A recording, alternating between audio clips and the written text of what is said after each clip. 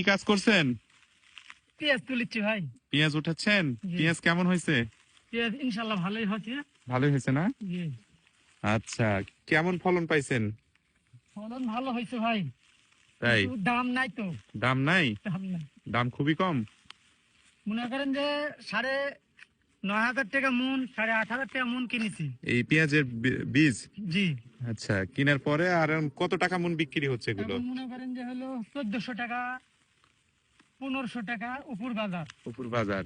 তাহলে খুবই লস। 9,000 টাকা, 10,000 টাকা মন কিনে নিয়ে এসে এখন যদি এই 1200-1400 টাকা মন বিক্রি হয় তাহলে লাভ হবে।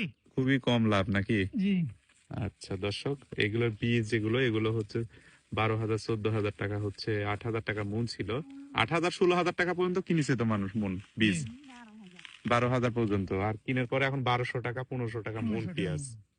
ভাবা যায়, অনেক কম দাম।